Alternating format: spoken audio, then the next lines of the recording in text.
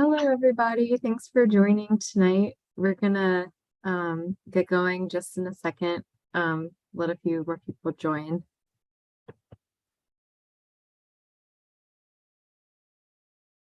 Quick point of order. If you're not speaking, please keep your microphones muted and your video turned off. I will be going through turning off people's video, muting people's microphones as needed.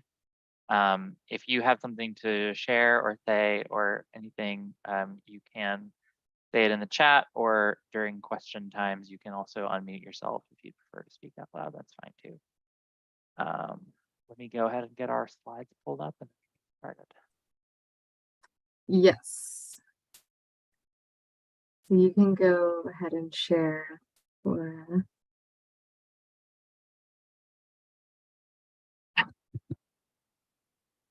okay.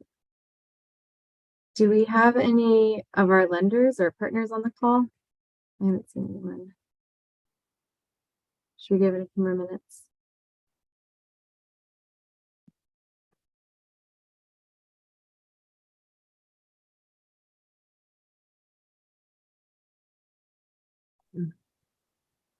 I see two now.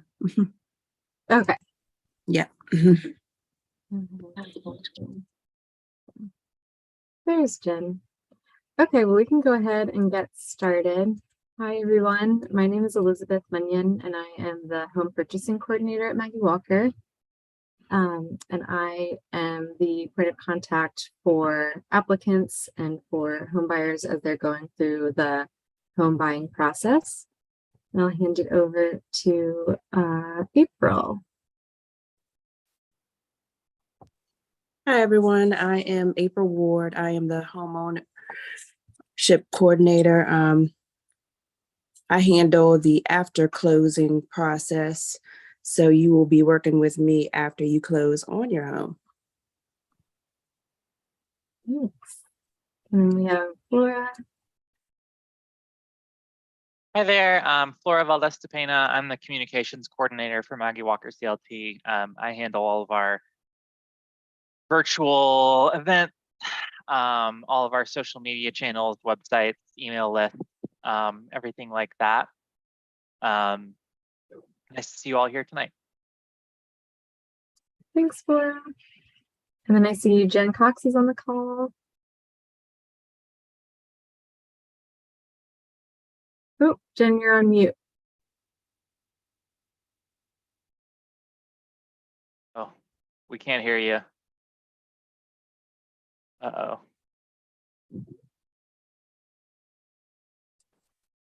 Let's see. Well, Jen is getting her audio figured out. Are there any other lenders on the call? Oh, there's Leah. Leah, your name says Elizabeth Munyon.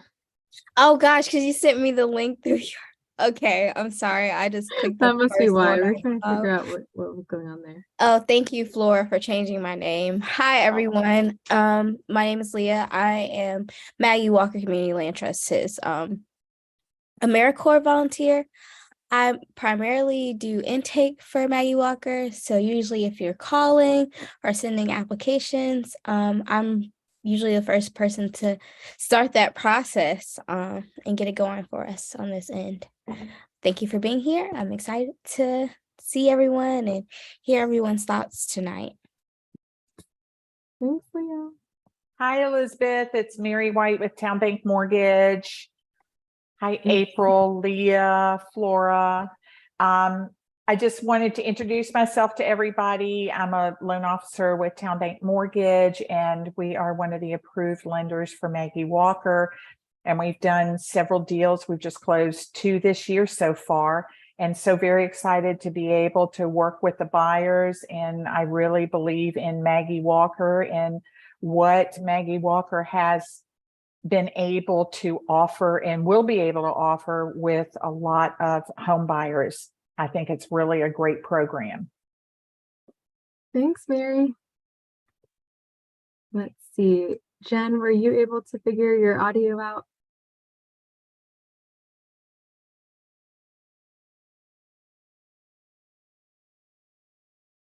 We still can't hear you, Jen. Sorry. We'll come back to you. I think I saw Tanya. Yes, ma'am. This is Tanya with Department of Commerce, Federal Credit Union's Mortgage Lending Department. I am excited to be here. I'm one of the lenders, the approved lenders for Maggie Walker Community Land Trust. Like Mary, have done several deals with Maggie Walker already this year and look forward to talking to everybody this evening. Thank you. Thanks, Tanya. Let's see here. Were there any other partners on the call to introduce themselves? Yeah, I came in late. I'm Kyle Martin. I'm with Chesapeake Bank, and we're one of the new approved partners for Maggie Walker. So we just came on board, I believe, within the last 60 days or so. So looking forward to partnering with y'all. The organization is great, and really looking forward to the partnership. Thanks, Kyle. We're happy to have you. I think our other lender, Cynthia's having a hard time getting in. She's calling me right now. So I will figure that out. We have one more probably on her way. But we can go ahead and get started with our poll while I get Cynthia on the call. Let's see. There's a Flora's helping me out with the slides. So there will be a questionnaire that comes up, and it will just let us know more about who is on the call and what you are, why you're here today.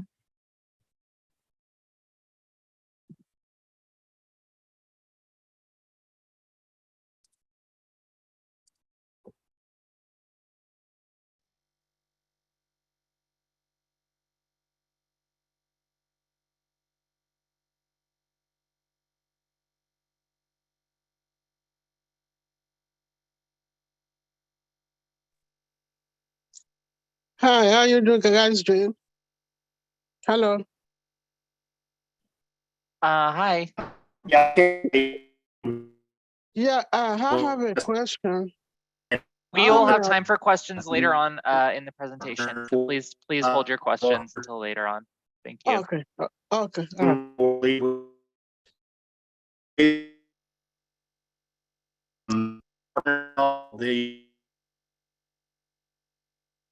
Is someone else trying to speak right now? I'm hearing some noises.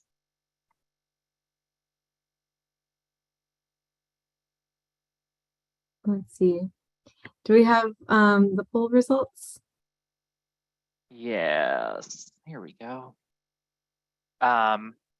Looks like a lot of people here are interested in purchasing a home. Very exciting. Got a few realtors, got a few interested citizens, a couple fellow housing people, and some other folks. But all are welcome. Welcome, everybody. Thank you all for being here. Let's see. Can we go to the next slide, please? Okay, so these are our housing resources. Before we get really into our presentation, I want to take a chance to let you all know about two of the resources that we have for anyone, whether you're interested in home buying or just general housing resources. We have the Commonwealth Catholic Charities credit counseling, and they have a home ownership program. They can help with credit and getting you credit ready for home ownership. We also have the Housing Resource Line, which is a hotline that you can call if there's any kind of housing question or emergency, or any way to reach housing experts that can put you in the right direction. So those are two great resources for anyone we have available. Next slide, please. So here's our agenda for the session tonight. We introduced ourselves before, but we're going to go into our introducing the CLT. We're going to talk a bit about who's eligible for the program, the benefits of a community land trust model of home ownership, and then spend a lot of time going into the details of our ground lease and how our program is different from renting and conventional home ownership, and then talk a bit about what it would look like if you are to sell your MWCLT home and go into that process. And then we're going to go in detail into the application process itself and answer any questions that you have about applying to the program. Next slide. So we already did this poll. Yeah, awesome. Okay, so this is a point in the presentation where we want to hear from you all and kind of hear what excites you about home ownership. And you can type in the chat or feel free to come off mute and share with us a bit about what excites you about home ownership.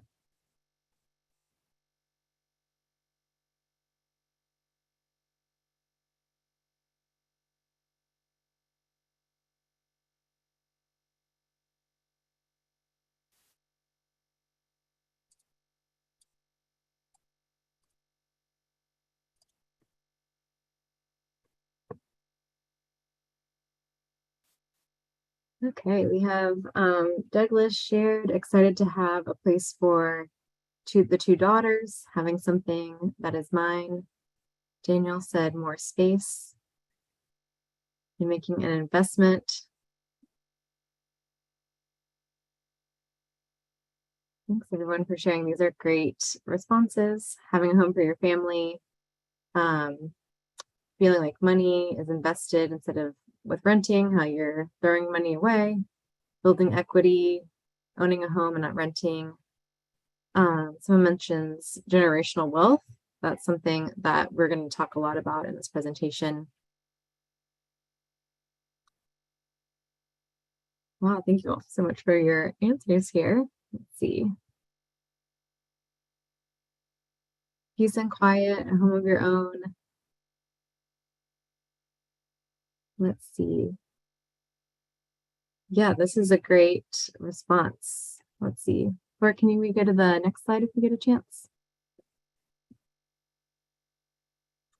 So we are also going to touch a bit on tonight, what about home ownership makes you nervous or afraid?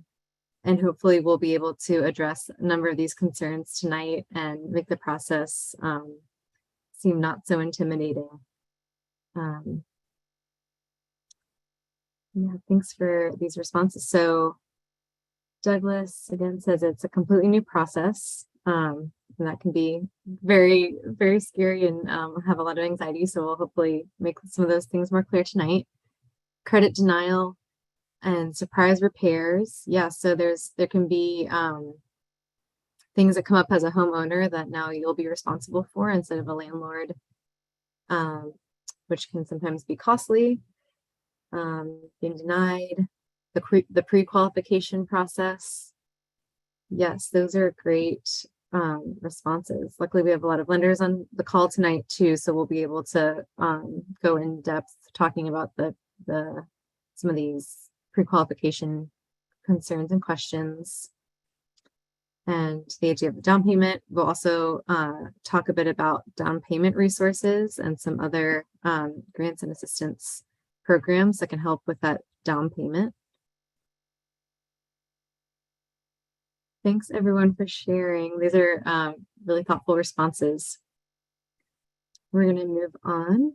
Can I get the next slide, Flora? Thank you. So before we get in to a depth of the program, I want to take some time to honor Maggie Walker, who is our namesake. She is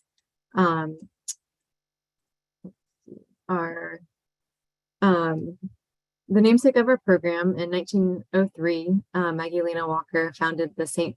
Luke's Penny Saving Bank right here in Richmond, Virginia. And this made her the first African-American woman to charter a bank in the United States. She was the first Black woman to establish a bank and the first to serve as a president of a bank in the US. And not only was she an amazing businesswoman, but she uplifted the community with her.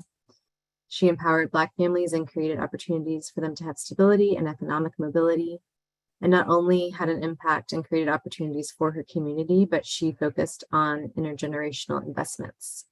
She paved the way not only for Black business owners and community leaders, but for women specifically who at the time were not deemed worthy of having a seat at the table. Go to the next slide, please. Thanks, Laura. So many of you probably know about our program through our home ownership program, where where the focus is tonight on permanent affordable home ownership. However, we also operate as the Richmond Land Bank, which puts vacant properties into strategic community uses. And we're also the land bank for Henrico County and Chesterfield County as well. So the way that works is we return vacant properties from either foreclosure or vacant properties that are being withheld in the city, and can put them into affordable housing or other community benefits. Go to the next slide, please, and the next one. Thanks, Laura. So the first community land trust in the United States was New Communities, Inc.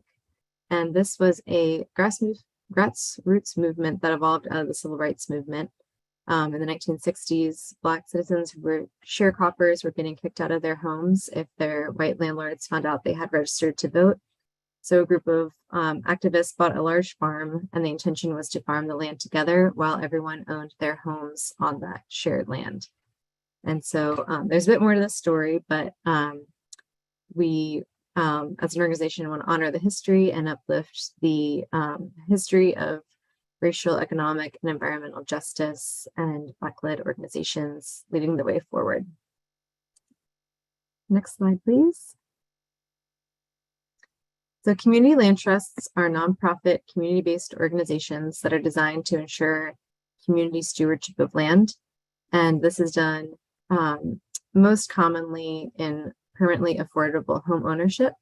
And the way that this is done is reducing the cost of home ownership now and then focusing on affordability into the future. So it will not just be an affordable home for you, but this home will continue to be affordable for buyers after you. And we'll go into much detail about that. Next slide, please. So here is a simple graphic that kind of explains the concept a bit. So on the conventional market, when you purchase a home, you are implicitly purchasing the land beneath the home. However, with a community land trust home, you purchase the house at a subsidized rate, and the land itself remains in the trust. So you lease the land from us, but you use the land as you would in the conventional market. But when it's time to sell your home, you're only selling your house, but the land itself is never sold. The next buyer has to meet the same income requirements that you have, and then they buy the home at an affordable house. And the new buyer will agree to the same sort of resale structure when they sell. And that way the home is sold from buyer to buyer at an affordable rate for as long as the home exists. Next slide, please. So Maggie Walker Community Land Trust is centered on racial equity, wealth generation, and community-driven work. We promote the long-term stewardship of our land, finances, homes, and people in such a way that it benefits both our current generation and those to come. Next slide, please. Next slide, please. Okay, so here's some of the benefits of community land trust home ownership. It benefits the homeowner in several ways. So these are some of the most affordable homes that you will find in the Richmond area. But by affordable housing, we mean that they're ready to move in. They're not fixer-uppers. All of our homes have either been recently fully rehabbed or newly constructed, brand new appliances. We have, let's see, the home The CLT allows a homeowner to build wealth over time, and this is done through your monthly mortgage payment, and then also by the way that the home increases in value. And then the increase in value is based on wages, not the market, which I'll get into a lot later in the presentation. But also another benefit of our homeownership program is that we provide support and assistance for the homeowner. And we have, you also get all of the other benefits from home ownership. You get pride, stability, a quality home. Next slide, please. And this model, not only does it benefit you, but it benefits the community. This model allows us to keep our neighborhoods diverse and vibrant, even as housing prices in the Richmond region rise. Without a program like MWCLT, homes continue to be unaffordable. But this model really focuses on combating land loss and displacement, building community wealth, and strengthening community health and well-being, as well as being a tool for reducing speculation and gentrification. Next slide, please. So a bit of our, I'll go quickly over our eligibility for the program. So to be eligible for one of our homes, you must be income qualified. You must agree to the terms of our ground lease. You must be approved for a pre-qualification for a minimum of $150,000 from one of our approved lenders. You cannot own another home at the time of closing, and you cannot have assets more than or equivalent to 25% of the unsubsidized sales price of the home. Next slide, please. So these are our current income limits, and this is based on the number of people who will be living in your home when you purchase it.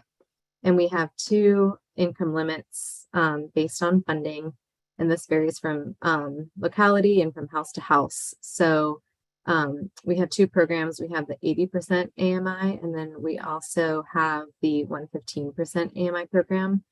And these numbers are determined by HUD each year. And I will point out that as of April 1st, HUD updates these numbers. So by in the next 2 weeks, these numbers will likely be changing, but don't worry, we'll be posting that on our website.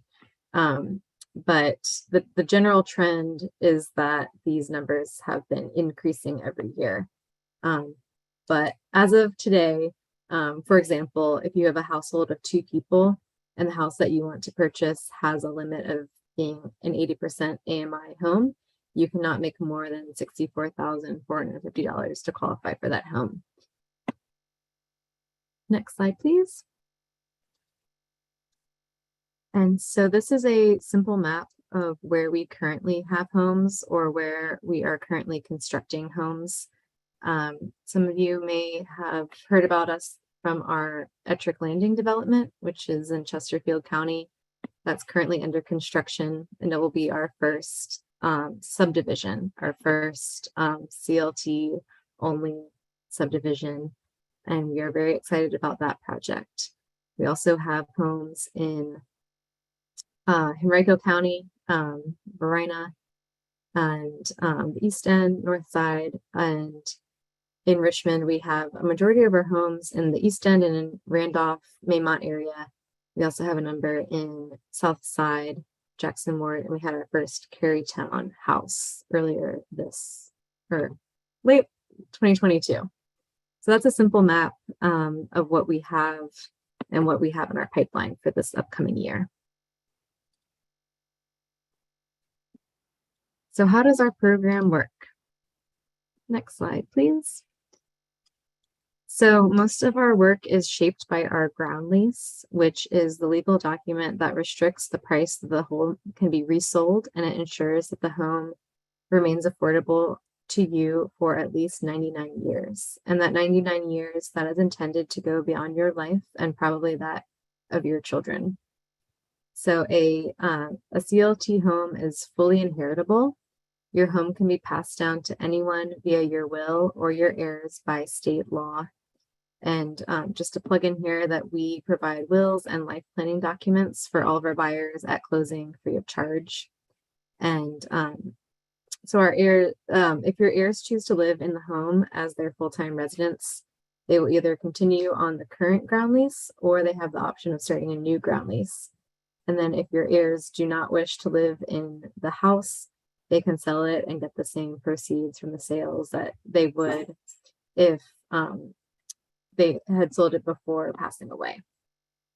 And then more about the ground lease. It is a $100 annual fee, and you are invoiced 4 times a year, or one fee of $100. And this is not a part of your escrow. You you are required to pay this fee, and it's intended not to be a big expense, but really just to tie you to the land. And this ground lease fee can raise any year ending in a 0 or a 5. And if the board decides that they will raise the ground lease fee, and the past opportunity they had to raise the fee, they did not decide to raise it. And the board can never increase it at the same, it can never exceed $250 a year, and the board can only increase it by the same rate as the increase in the consumer price index. Next slide, please. So I'm going to do a little bit plug for our board governance. So currently, MWCLT is run by a board of directors that is composed of 1/3 homeowners, 1/3 public members, and 1/3 community members. And if you are interested in our program, we hope that you consider joining our homeowner board, or serving on one of the committees. We really value our homeowner input and are excited to get as many voices of our homeowners active in the decision making of our organization as possible. Next slide. Thanks, Laura. So what is unique about CLT home ownership? So here are some kind of guidelines that you might want to be aware of. So first and foremost, this must be your primary residence. So let's say that you meet someone and decide to move in with them. We're all in support of that. However, you have to be living in your CLT home. And if you're not, then you have to sell your CLT home. So that's that is an opportunity for another family to own their own home. And you cannot turn it into an investment property or rent it out.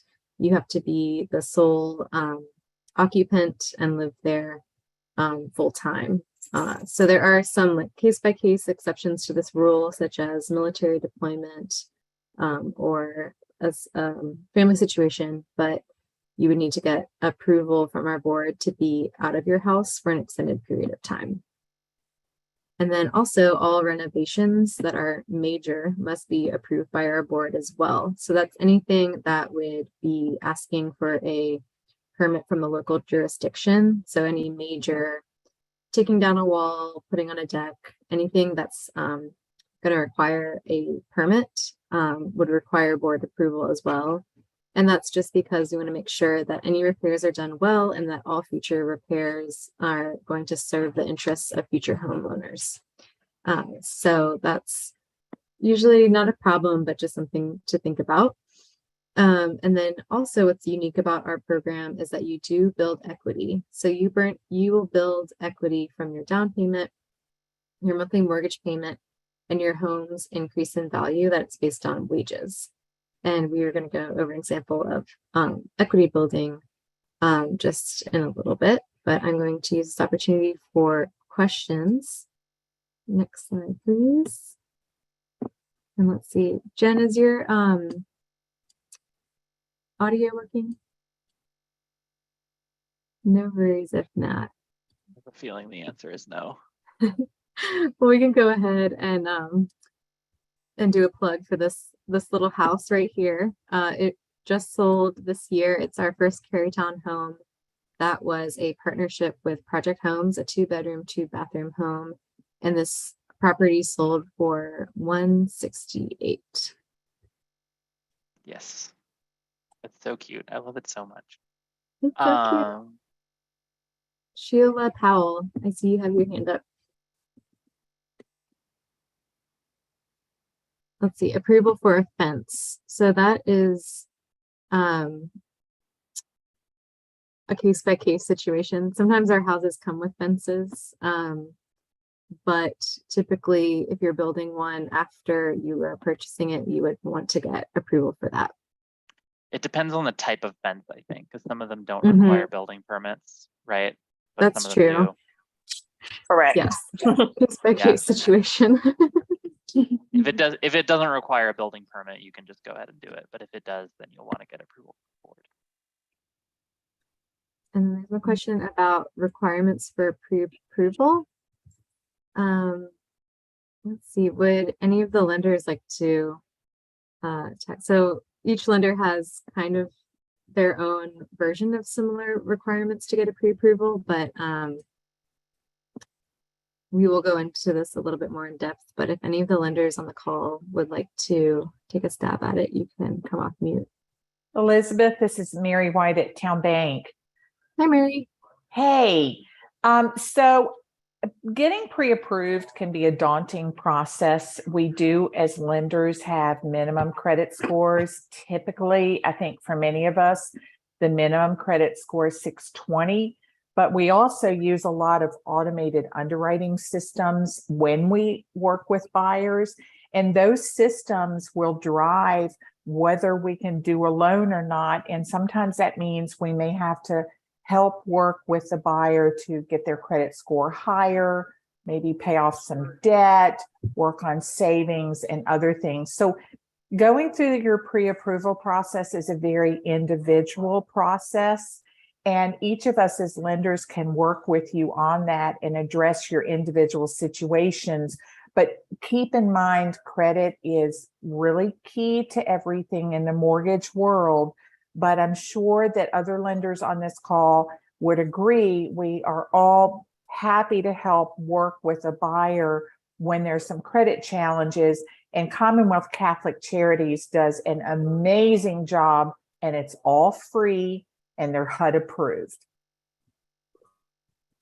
Thanks. We'll go into some more of the specifics as well. But thanks so much for sharing that. So just to recap, your lender will look at things like your credit score, your debt to income ratio. You are required to have a certain amount of employment. So there's like specifics, and all of those factors kind of depend on which lender you decide to work with. So we have one question about, let's see. So the pre-approval, just to clarify, so that's a minimum of 150. So we currently do not have any homes that are less than that. Unfortunately, just the reality of the market right now. So if there's a home that's a bit more than that, you could be eligible potentially through grants and other funding, but we're seeing that to really be placed in a home, you'll need about at least a minimum of 150,000. Right, and I think there's some confusion here about what a pre-approval letter is. A pre-approval letter is just a thing that says how much a lender would be willing to, like the maximum amount a lender would be willing to lend you for a home. It doesn't Pre-qual. like, yes, the pre-qualification letter is telling you how much a lender would be willing to lend you. It's not necessarily an actual mortgage loan. Like, it's not a piece of paper that says this is how much money you have. It's just a letter that says this is how much money we would lend you. So there's no, like, you know, if you're shopping for homes in the like low 200s, you don't have to get a mortgage letter, a mortgage pre-qualification letter that says low 200s. You can say more than that. Yeah, thanks for clarifying. And so Bobbitt has a question about self-employment. And so that is something that we see pretty often, and our lenders are definitely equipped to figure out your approval if you are self-employed. So that's totally fine. And we have a number of home owners who are self-employed. And then Tanya, one of our loan officers, clarified that if you're self-employed, you typically need a 2-year history of self-employment. Let's see here. And then, yes, for the application, you just need a minimum of 150. Did I answer everyone's question? Okay. And I just encourage you all, we'll go into some more details when we talk about the application, but it's helpful not to focus too much on just the minimum credit score, because your loan officer will look at your holistic situation and see what they can work with. So it's not going to be just like the same for everyone, or everyone's situation will be different. So I'm sure our loan officers will be happy to help you with that. But in the interest of time, and we have a lot to cover, we're going to move on. So how does CLT homeownership compare to renting? And just to clarify, we're going to go a lot into the application process at the end of the presentation. So I will answer these questions in a bit. So this is a simple chart of simply your monthly rent payments and multiplied by 24 months, multiplied by the number of years that you're in your home. So this is, we're really going to be looking at the financial benefit of owning versus renting. So the average rent in Richmond is about $1,200, and after 5 years, that's $72,000 that you do not get back. Next slide, please. So with homeownership, you keep all of the equity that you earn by paying the loan principal with your monthly mortgage payments. Next slide. So this is an amortization schedule, which your loan officer will go into detail when you're purchasing your home. But for the purpose of this example, we are going to look at a home that was purchased on January 1st of 2023. And this person purchased the home for $180,000 with 3% down as a down payment. And we chose this example because the monthly payment is about the same as paying $1,200 a month in rent. So notice that after the first year, the total, the circle here, after the first year, the total that you paid to the bank for your loan doesn't change, but you pay the same amount every year. But what does change is the amount that goes into principal and what goes into interest. So as you pay down your principal, which is the amount borrowed from the bank, things start to shift and more money goes into principal and less from interest. Sorry, less into interest. Can any of the lenders on the call please tell me what would happen if this person put one extra payment a year towards their principal? They would likely cut 7 to 8 years off the term of the mortgage. That's right. Thank you for sharing that, Tanya. So yeah, what would happen is that it starts to shift the balance between what's going into interest and what is going into principal sooner. So for the purpose of this example, if we are not assuming any extra payments, this person is just paying their mortgage on time, just the amount due. But after 5 years, they've accrued $14,709 of equity just from paying the mortgage on time. And this is money that they have paid into the house instead of going into rent. And they also are gaining equity through the increase in value of the house that is based on the AMI. Next slide, please. So this is just a graphic representation of that chart, and it is another way of looking at how your mortgage works. So the big blue box is what you are paying to the bank each month for your loan. And that is the same concept for your monthly mortgage, just a smaller number. And in this year 2, let's see. In year 2, most of your money is going into interest with about a quarter going into principal. Next slide. But by year 15, you are paying the same amount over the course of the year, but now half is going into principal and half of it is going into interest. Next slide. So by year 25, assuming that you still have a mortgage, and that would be if you didn't pay an extra payment each year, most of your money is going towards your principal. And this concept holds true for most mortgages, not just CLT mortgages. Next slide, please. So, so far we've only been talking about the money that you borrow from the bank, but another part of your monthly mortgage pay is your escrow. And as a homeowner, you also have to pay for insurance and for taxes. And usually these are due every 6 months, and they can be a hefty sum. So the bank wants to make sure that you pay your taxes and your insurance, but instead of paying it all at once in big hefty sums, it's divided up into payments that you pay monthly. And so this is a part of your monthly mortgage payment, and it goes into an escrow account. The bank uses the escrow to pay the insurance company and the locality in which you live. So the green box here, taxes and insurance, that is your escrow. And while what you're paying to the bank does not change, the taxes and insurance can fluctuate. However, it shouldn't fluctuate too much, and it shouldn't fluctuate as much as a yearly rent if you had been renting instead. Next slide, please.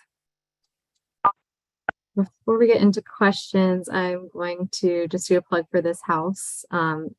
This house is in the Blackwell neighborhood of South Richmond. It's a 3-bedroom, 2.5 bath, and went for $180,000. And what's cool about this property is that it was one of our Richmond Land Bank properties. So it came in as a vacant lot, but then was repurposed into affordable housing. Does anyone have any questions about mortgages, taxes, or any of the fun financial stuff? Let's see.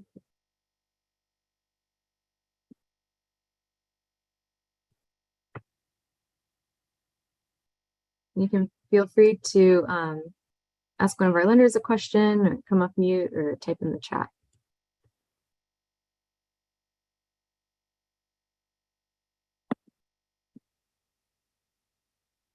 So we have a question about escrow similar to private mortgage insurance. Does one of the lenders want to talk about private mortgage insurance? Well, actually, the way that Maggie Walker properties work and the programs with Maggie Walker, generally speaking, there is enough equity, which is the difference between what you're going to borrow on a mortgage loan versus what the house is actually worth. There is typically enough equity that you don't have to pay private mortgage insurance on these loans. And that is very different than what you're going to see on other properties that you would be purchasing.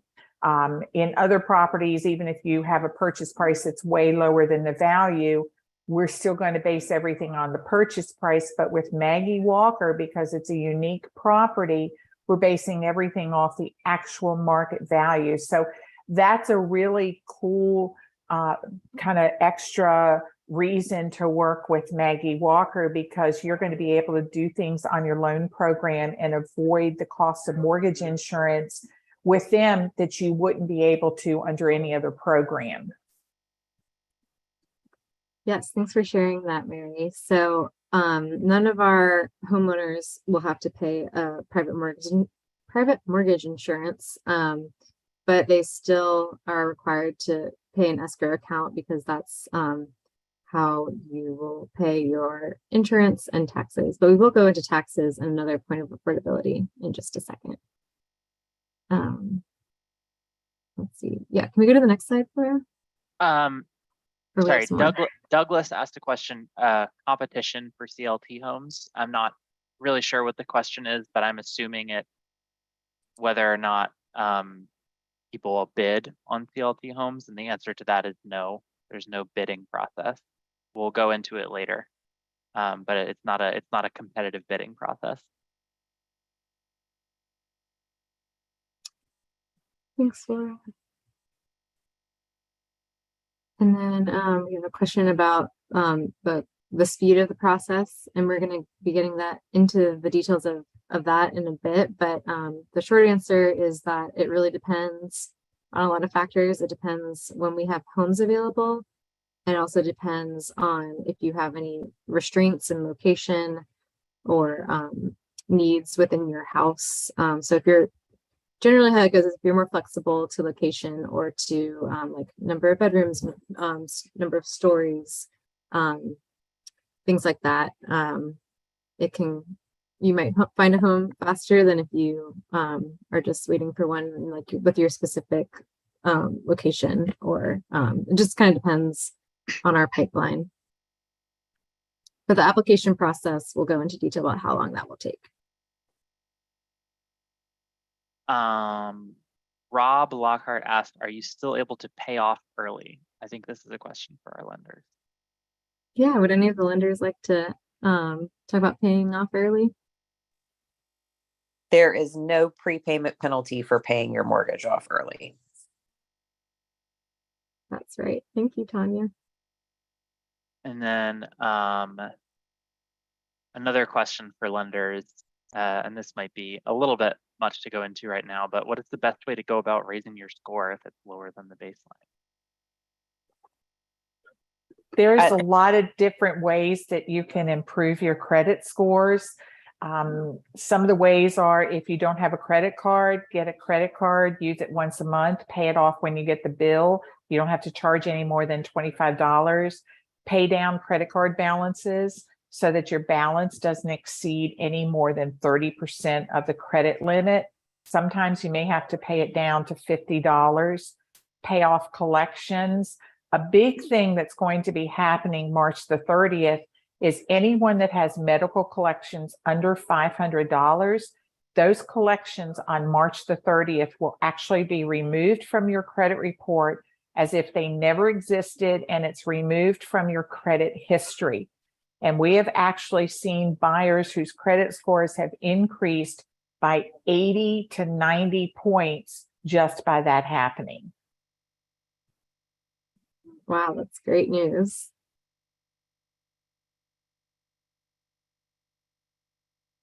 Let's see, there's a question about asset criterion. We'll go into the details of that in a bit, but we do have a formula that we use to determine if your assets will put you over the limits for eligibility for a program.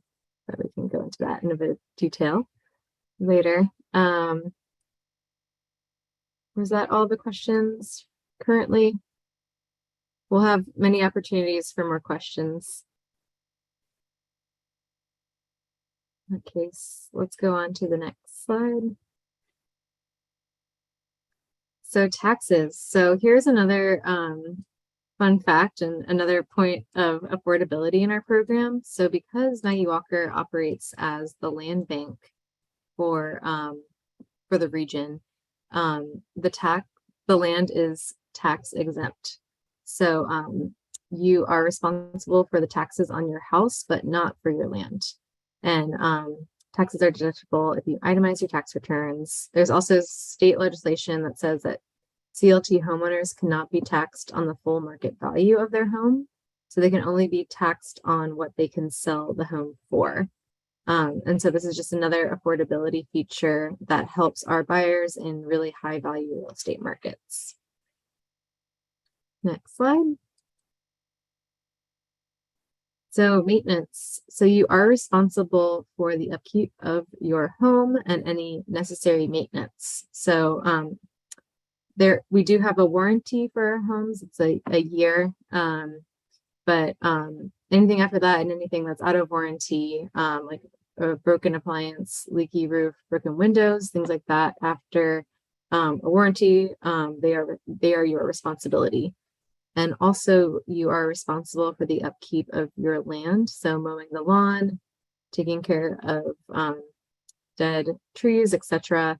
That is also your responsibility. Next slide, please. So what happens when you sell your Maggie Walker home?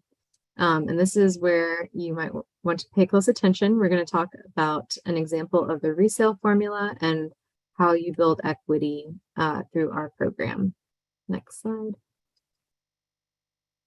So when you sell your home, you are entitled to get back your cash equity. So that's any down payment that you put on the property.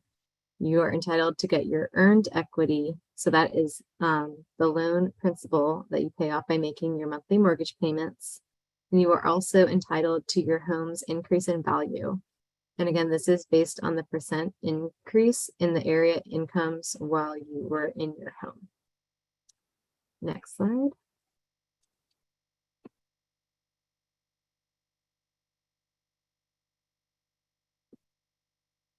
Next slide, please. Thanks, Laura.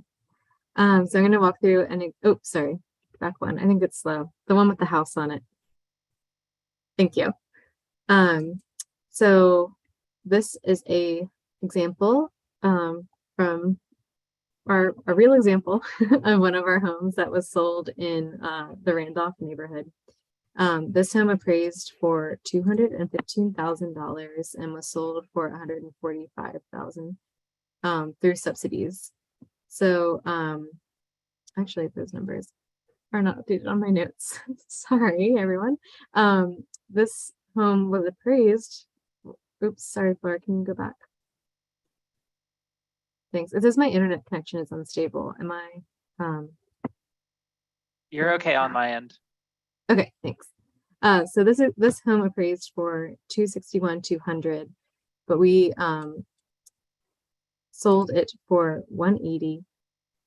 And this resulted in lower mortgage payments, lower monthly payments, and lower down payment for the buyer. Next slide, please.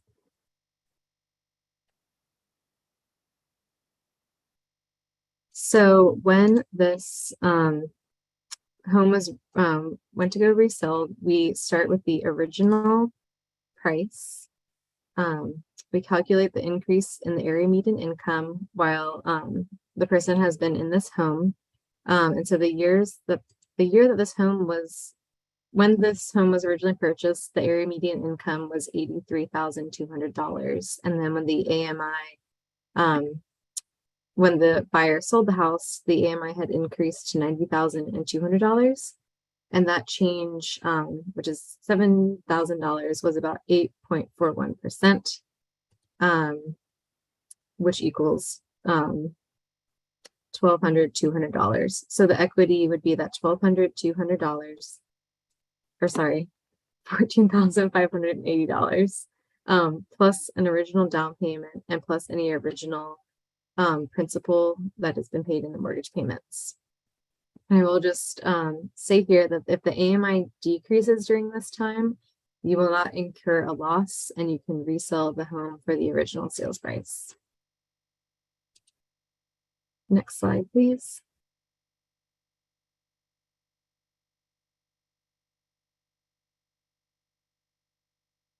So as a reminder, this is the amortization schedule that we went through earlier. This homeowner had accrued $16,225 of equity just by paying their mortgage on time. So if the buyer sells after 5 years, they would have $16,225 plus the increase in the AMI over those 5 years. So next slide.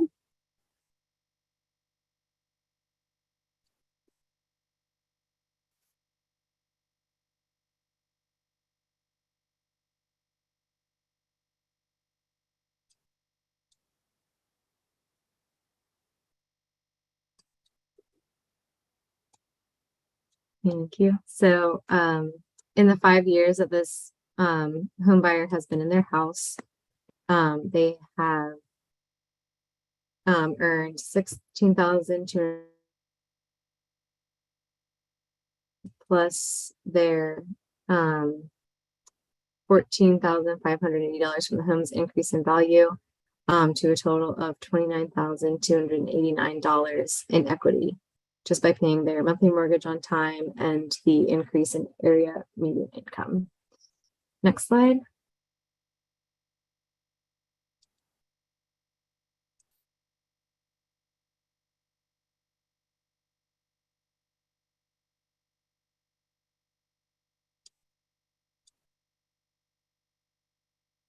So if the person had been renting over the same 5 years, they would have spent $72,500 in rent. However, they have accrued $29,289 by owning a Maggie Walker home. Next slide, please.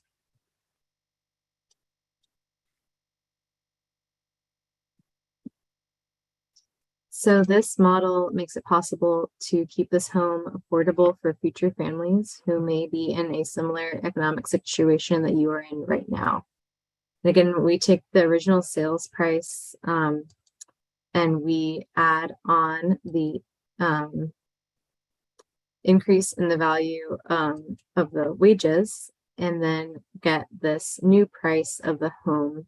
So the price that the new buyer will purchase the home for is $194,580. So the future resale price of the home is set based on the increase in value, and it remains affordable to the next buyer.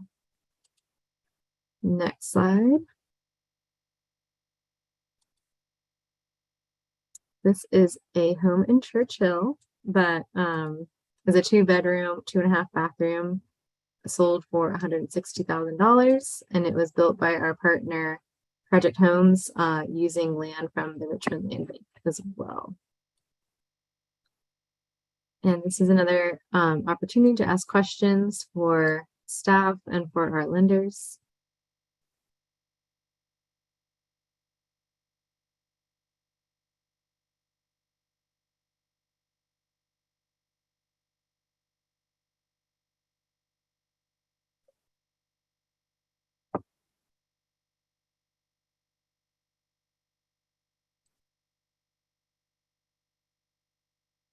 Would now be an okay time for me to do the location poll? Would that be cool? I think We're that's going to fine. talk about, Oh, go ahead. Sorry. I think my internet connection is unstable. Did you say we're going to do a poll? Is it okay if I do the location poll during this question time? Sorry, I'm going to You gonna be turn your sending this video over off, to, maybe, and I think I need to move rooms. So we are going to switch gears here to talk about the application process, and I'm going to hand it over to Leah. Flora, I think you should go ahead and do the neighborhood questions. okay. poll. We have a couple questions in the chat also, Elizabeth. So I'm just gonna handle this while you solve your internet problems. But really quickly, everyone in the call, I'm launching a poll right now that's asking what part of the region you would like to live in and how big you want your house to be. So please just take a minute and answer these 2 questions. And while you're doing that, I will try and answer some questions that are in the chat. Douglas asked, is it specified per home what the AMI is? And the answer is No. yes and no. Yes and no. Some homes have different income limits. That's why we have 2 income limits, right? Some homes are 80% and some homes are 115%, but generally all 80% homes will have the same income limit. So all homes in each program will have the same income limits regardless of where they are, how much they cost.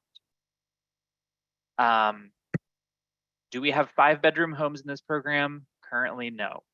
We do not have any 5-bedroom homes at the moment, nor any plan. 3 bedrooms, 2 baths, we definitely do have. That is a pretty much our most common house size. And again, if you're trying to answer this poll, please just answer the questions and then hit submit at the bottom. And then someone asked, are there grants for down payment assistance? We don't offer grants ourselves, but our partners do, and Leah can talk to you more about that.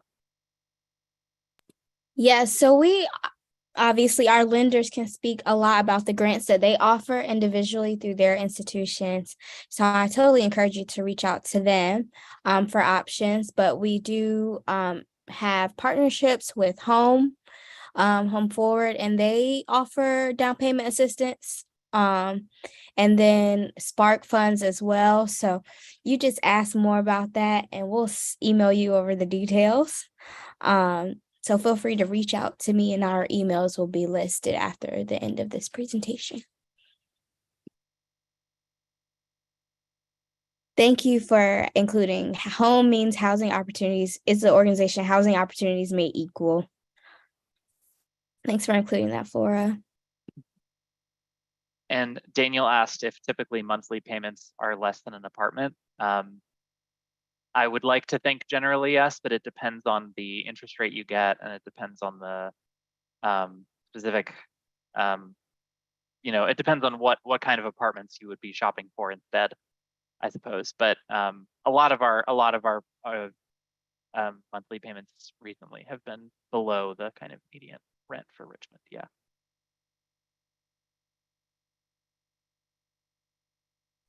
There's a question. Can you buy one of these homes with a NACA loan?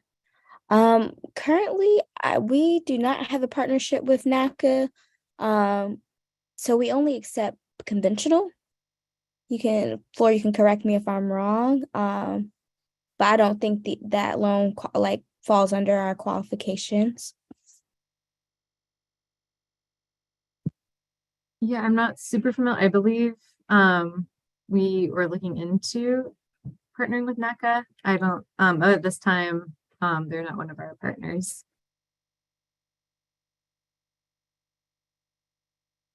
And Kyle, yeah. Go ahead, Flora. No, that's just what I was going to say, Leah. It's okay. Awesome. So Kyle from Chesapeake Bank says, yes, there are grants for first-time home buyers. FHLB offers grants for first-time home buyers. They have similar income limitations to the 80% area median income that we discussed. All right. And I'm going to go ahead and close this poll. It seems like we're ready to move on. Thank you for answering that. We will have one more poll towards the end of the presentation.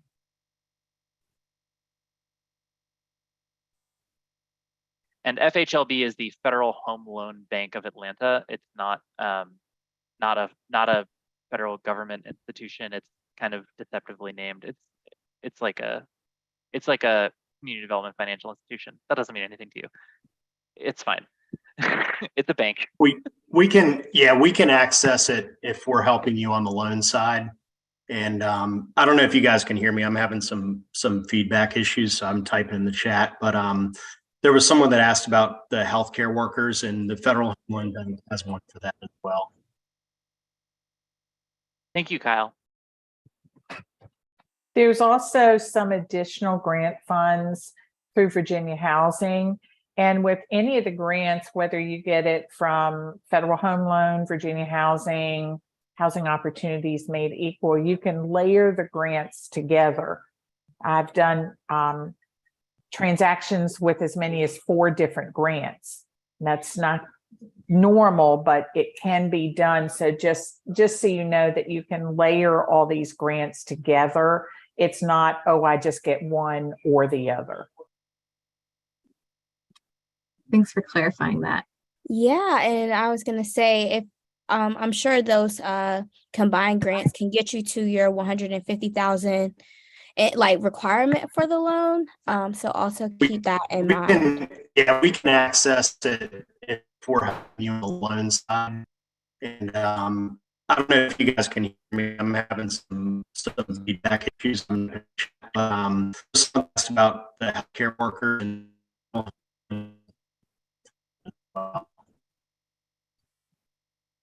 I'm having a hard time hearing you, Kyle, but I also have an unstable internet. But you can type into the chat. And can everyone hear me better? Yes. Yeah, we can hear you. Okay, awesome. Had to move rooms. But yes, your loan officers will know about many grant and grant stacking opportunities. And I know Mary put in the chat the home website link, and we'll go a bit into this in our application side of things, but I would encourage you all to check them out. They are one of our partners who can serve as your home buyer education qualification. You have to take a home buyer ed class, and they're one of our partners that offers the class. And then by taking the class, you are eligible to meet with one of their home buying counselors and be eligible for down payment assistance if you reach their qualifications. So we'll go back into that into detail, but they are one of our close partners. So please reach out to them early in the process if you are eligible for their program as well.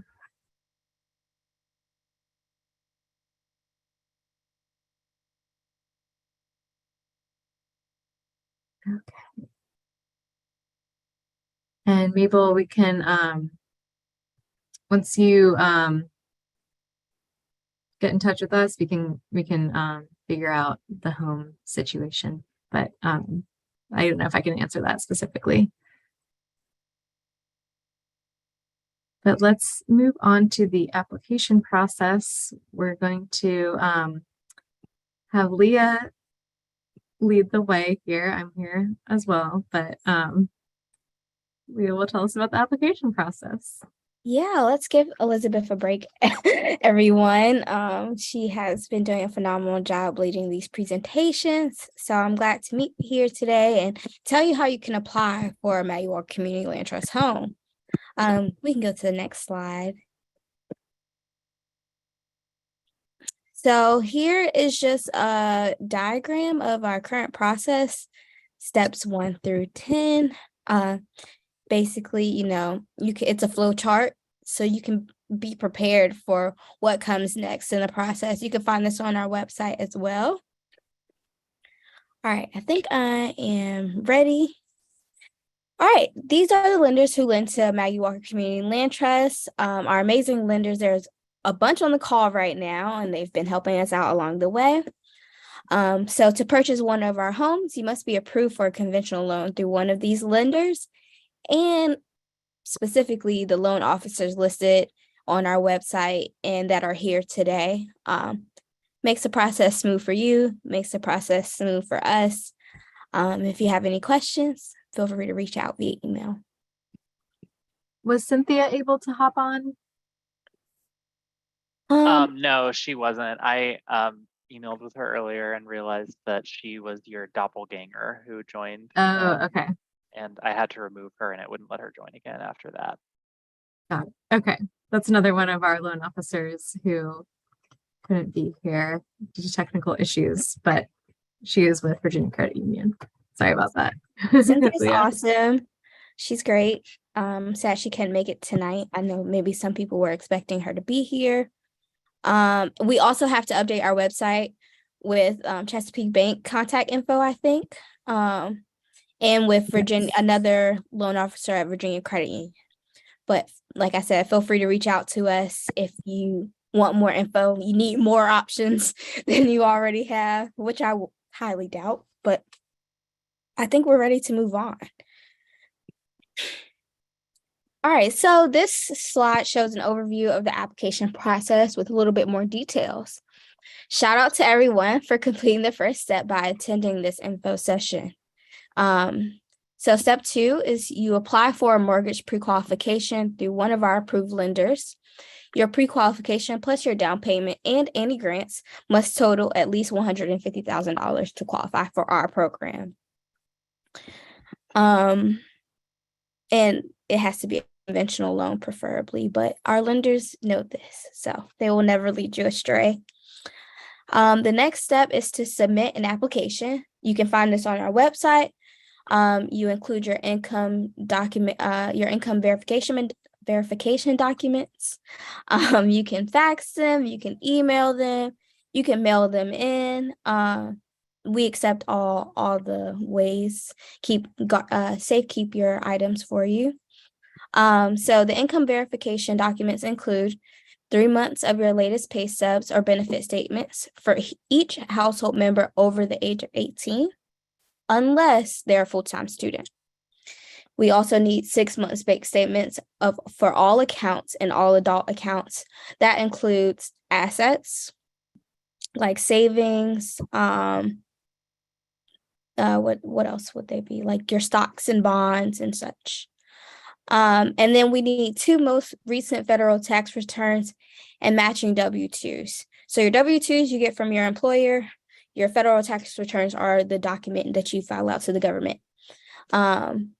Or your 1099s, or your Schedule Cs if you're self-employed. And we also need any record assets over $5,000.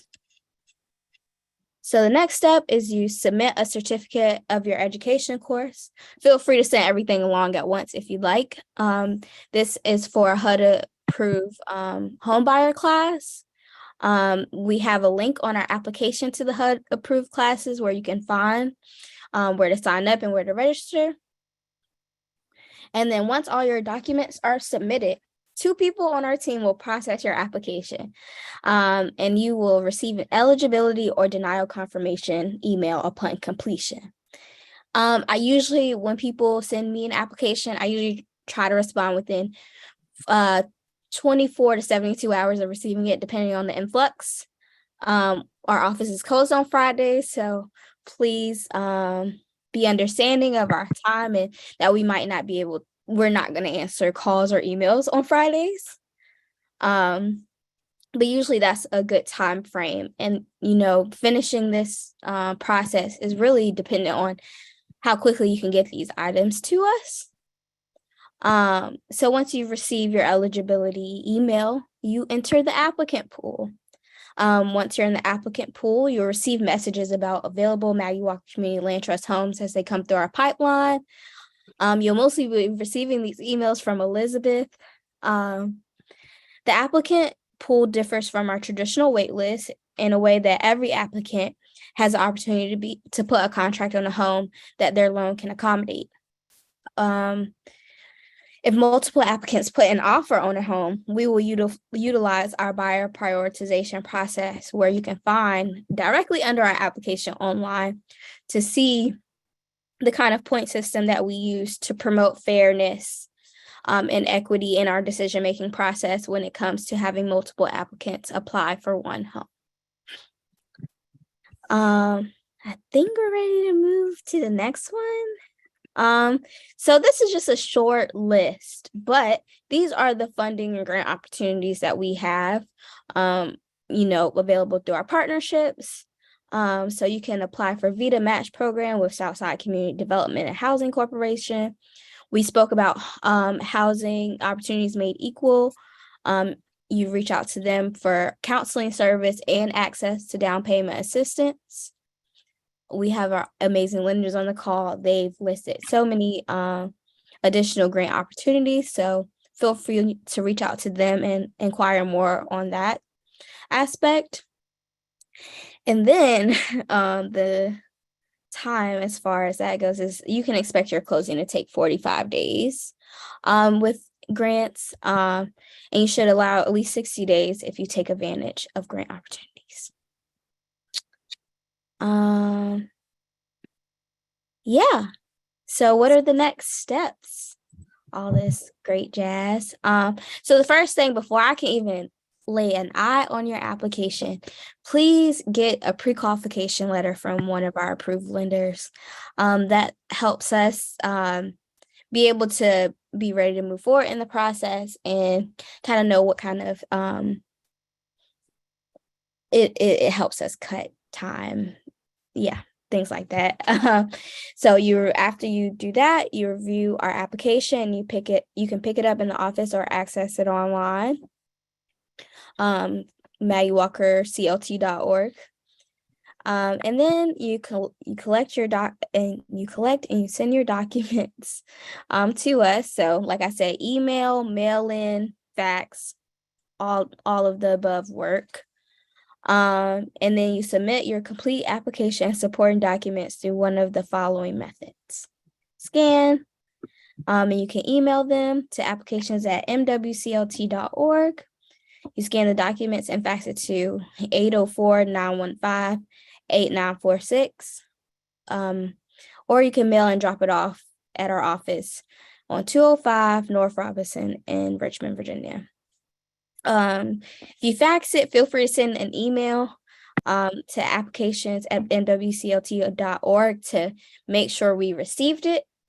I know we might have had a little bit of trouble with that in the past, but we are really responsive to cases like that, and we will try to make it work and figure out a way for you to get your application into us. I don't know. If anybody else has more to add, here are our housing Resources. Commonwealth Catholic Commonwealth Charities. They provide counseling assistance. If you're trying to improve your credit, improve your savings, feel free to reach out to them. Tell them you came to us, we sent you, and they will try to get you the best resources. And then the Housing Resource Line is a great resource as well. You can find them at their website on the screen, or you can contact their number. So yeah, I think you have one more slide. Thank you for your time today. We'd love to accept any questions you have. And here's everyone on our team's email. Flora's about to get the poll going for us, so I'll let her talk more about that. Yeah, this is really quickly just one final poll. It's just asking whether you plan to submit an application after hearing all of this, and then a few questions, basically quizzing you on what we just told you, not for any reason that will affect you, just we want to know how we did. So take a minute and answer. There's 4 questions, and then hit submit. Yeah, and then if you have questions, please feel free to unmute or say in the chat, and we can keep chatting for a little while.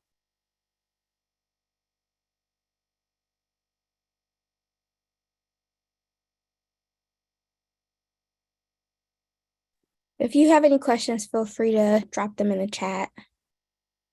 I don't know. Do we give out the slide? Yeah. You can email myself. My email is at the very top, or Flora. And we can get you a copy of our slides. The slides Also, will be sent to you in a follow-up email that you'll get probably tomorrow. Okay, thanks for clarifying that. So we will send a follow-up email going over the key points from this and just some more information about applying. Does anyone have any questions for the lenders who are a great resource and on our call right now?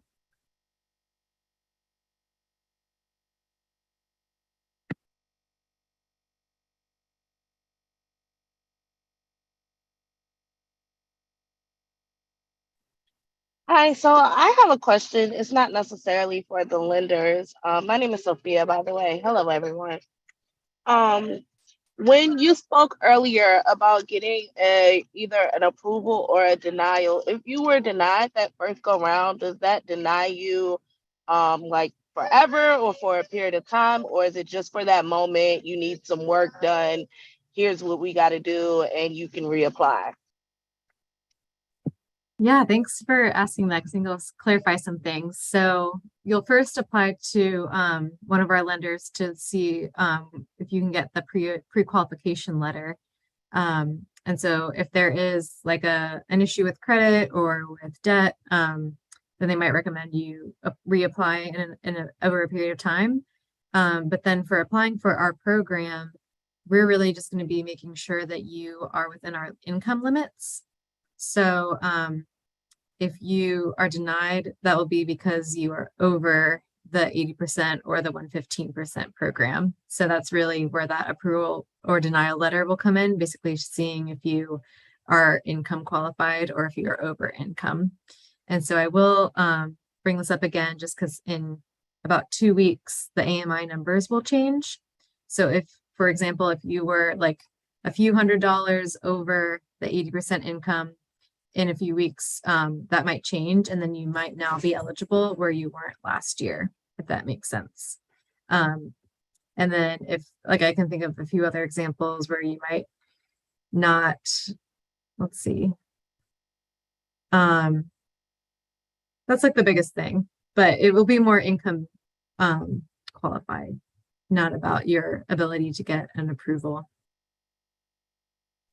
Oh, and then here's a great question for the lenders is about your credit score when you get a pre-qualification and how your credit is pulled while going through that first step. Well, when you go through the pre-qualification process, we as lenders have to pull your credit, and it is what's referred to as a hard pull on your credit. That means it's going to show as an inquiry. However, if you have multiple inquiries within the same reason for the inquiry, which would be for a mortgage, within a 30-day period, those inquiries still all only count as one, kind of like when you're shopping for a car. So whether or not it's going to pull down your score is really dependent on where your credit is at the time that we pull your credit. For some folks, if you have, for example, a credit score of 750, you might lose 2 to 5 points on an inquiry. If your credit score is a 620, then it may mean that it's going to pull your credit score down under 620, and then we're going to have to work with you to pull it up. So it's very individualized as to how much it's going to actually truly affect your score. And is that really even going to affect your ability to get qualified? Thanks, Mary. I hope that answered Trina, or no, who answered this or asked this question? Sheila. I hope that answered your question, but if you have more specific questions about that, feel free to reach out. And then I answered this in the chat, but I'll just rephrase it. So we do not have any Maggie Walker homes available right now, but we will have some finishing construction about later this spring. And then also any of our current homes can have a resale at any time. And that means that that home would be available for purchase. Let's see. And then Samantha has a question about if it's common that multiple people submit for one home or if it's not likely.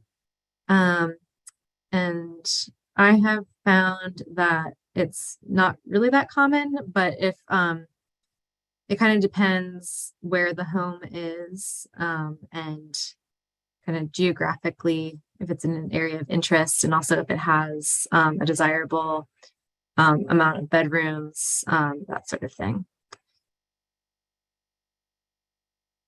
Let's see. Oh, about real estate agents. So this is a great question. So you are welcome to use your own real estate agent. And I encourage them to reach out to myself or to other members of staff about specific questions to be familiar with Maggie Walker, because we do have a few things that are a bit different than the traditional conventional market. So you are more than welcome to use your own realtor. Just let them know if they have specific questions to reach out to myself or to other members of staff, but that there are a few things that are different. For example, we have a purchase addendum that we use, and there are a few things in the contract that will have to be changed that are specific to Maggie Walker. And we do have our own realtor, Jen Cox, and I know she's been having some issues with the sound, but I will give her a shout out anyway. Hi, Jen. And Jen is one more than happy to work with you if you do not have a realtor. And she's who we use when we are selling houses, or like if a buyer doesn't have a realtor, we will refer them to Jen typically.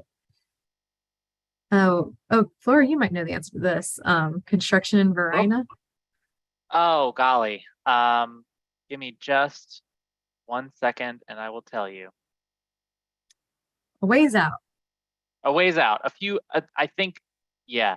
If you're referring to the 20 homes in the Arcadia development, They are. yeah, that is going to be, I want to say probably at least a year before that starts construction. Yes.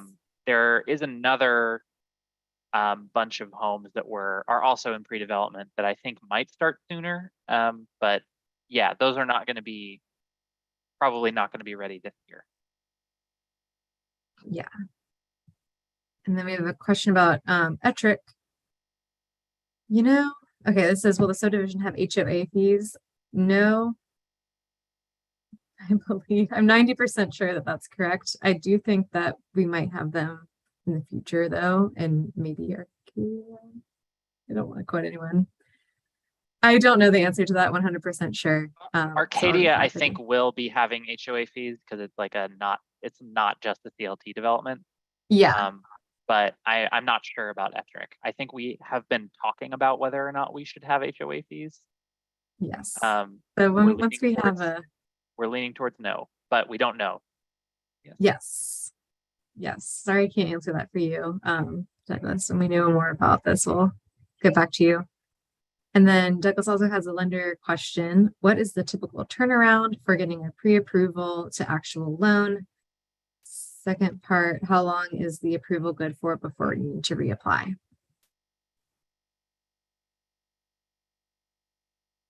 Well, I guess I'll jump in and try to tackle that one.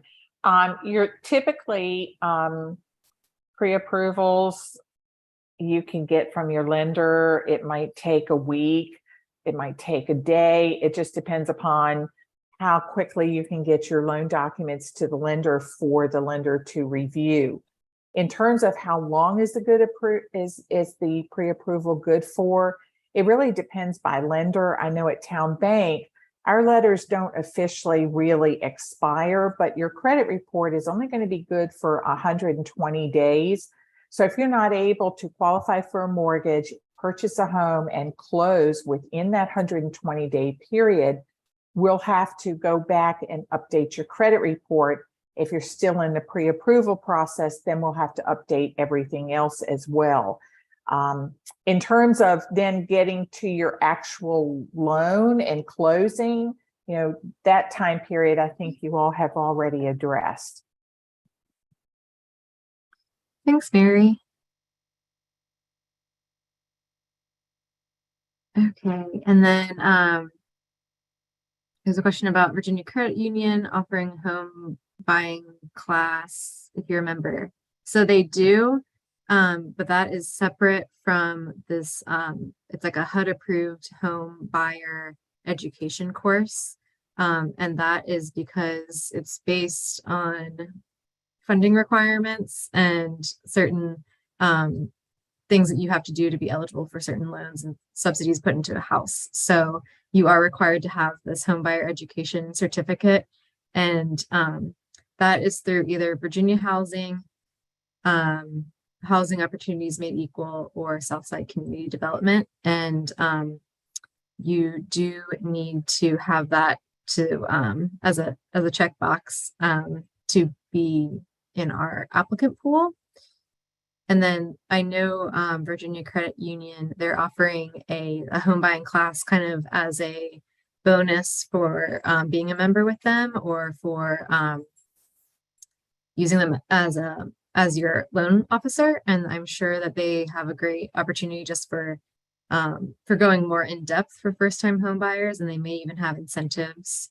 I don't know. I wish Cynthia could answer that, but I'll figure that out and get back to you all. I know we're trying to figure out more ways to partner with our lenders for like specific home buying classes. I hope that answers that question, but you do need to have like a HUD approved education certificate. And that also has to be within the past 2 years. So if it has been more than 2 years since you've had that certificate, you will need to do it again. Let's see.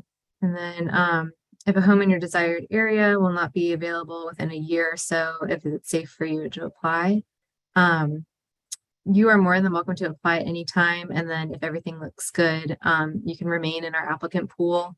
And like you can continue to work on credit or other home buying opportunities to make sure that you are in the place to be able to purchase when that home does become available. So there's no penalty. You'll just need to resubmit your certain income documents when you apply to that specific home if it's been over a significant period of time where your income could have put you out of the income limits. I will say that I think the only instance where that doesn't apply right now is probably Ettrick, because we did put a kind of like a pause on our applications. But please reach out to us with interest. Emails. Hi Trina, I think they'll be ready closer to the end of this year. So we're probably at least like 9 months out from completion. Ettrick landing is probably going to be end of this year, beginning of next year, more realistically. Someone also asked about Highland/Dove Street, which I'm taking to mean Highland Grove. That's starting construction at the end of this year. So definitely not ready anytime this year. Right. Yeah, we just want to do the Ettrick community justice. So we're trying to still work out the best way to start accepting those applications. But if you reach out to us via email, we are keeping a list of people interested. I know a few people here have applied specifically for Ettrick, and I have your name down. But if you are interested in only Ettrick, please send myself or Leah an email just to confirm that we have you in our Ettrick only list. Oh, and then all of the classes are free. So your home buyer education class, that will be a free service. Anything with Commonwealth Catholic Charities, home, South Side, those are all no cost to you. And Elizabeth, if I can also encourage everybody to go on and start your application with Home Inc. at the address that I provided in the chat. Also, if you want to participate in the VITA program, which is the Virginia Individual Development Account, contact Southside Community Housing, SCH, I always get them anyway, Southside Community Housing. You can Google them. I would encourage you to go on and get those into the process, because with the VITA program, typically you have to be in it, I think, for 6 months to get the full amount of funds available. And with Home Inc., their process could take up to 90 days to go through and get any kind of approval on grants. So if Maggie Walker still doesn't have housing at that point or at the time that you're ready to go, you can still take all of those grants and those programs and use for other homes as well, but at least you're in the process. So that way, when Maggie Walker does have a property, you're ready to rock and roll and get going. And, you know, that may help in terms of where you are in the priority.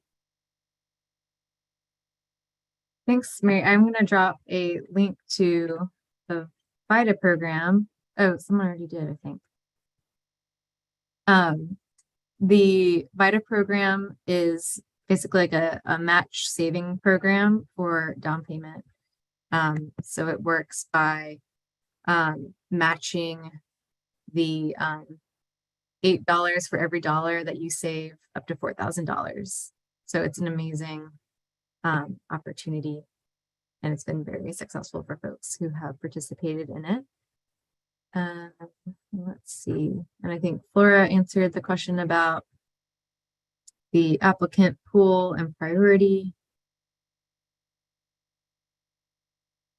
Let's see. Did we have a chance to answer everybody's questions?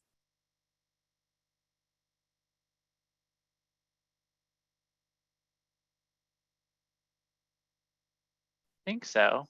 We'll Oh, model what there will be. there will be a model. We're working on it. Yes, we're working on it. Yes, So there will be a model. I do not believe there will be Not a condo. condos, but Yeah. they're going to be single family houses, and they're Yeah. going to be we do have townhomes in our land trust, but I believe, and I can't think- speak specific to the model yet of what those will look like. I'm pretty sure they're going to be single family detached, though. I don't think they're going to be townhomes. Really quickly, then I'm going to go over the answers to the quiz that we took a few minutes ago. So got a bunch of people planning on submitting right away. Very exciting. Hope to see you all in our inbox soon. Some folks need some more information. Some folks will do it soon. No worries there. So the quiz, true or false? MWCLT homes are fully inheritable. They can be passed down to your heirs regardless of income, as long as they'll use the property as their primary residence. This is true. This is true. Your heirs can inherit your ground lease, or if they are income qualified, they can start their own new ground lease as well. Question 3, what equity will you get back when you sell your MWCLT home? Your down payment, the loan principal you paid off for your monthly mortgage payments, your home's increased in value, or all of the above? All of the above is the answer here, and most of you got that right. Good to see that there.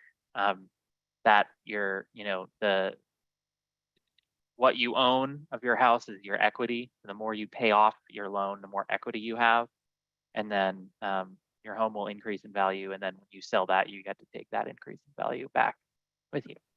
And then finally, how do MWCLT homes increase in value? Based on the market rate appraisal, based on the increase in the Richmond area median income, or if they do not increase in value. Most of you got this one right as well. It's based on the increase in the Richmond area median income. So, as wages in the region go up, so will the value of your house. And that's good. We think. We believe it's good. Yeah, so thank you guys for doing that. There was a poll earlier about what size and what location you want your home to be in. That wasn't a binding thing. That was just to get a sense of what folks generally want. That won't be tied to you specifically. So no worries if you weren't able to answer it. Yes, and there is a question in the application when you submit your application that you can check off what areas that you're interested in. So that will be tied to you, but this is just for us so we can better build homes that you all want to live in. And then one more question Mabel has about the inspection process. So that is the same as the conventional market. You still go through an inspection. I will just say if you use Housing Opportunities Made Equal or another program that's giving down payment assistance or grant funding, they may have their own inspection process. But there is going to be a home inspection and your house will be repaired before, or those repairs will be addressed before you close. Ooh.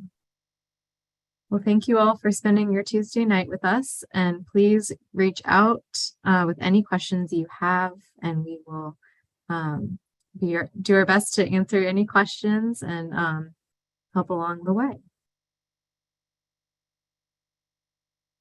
Thanks, everybody. Thanks, y'all. Have a good night. Good night.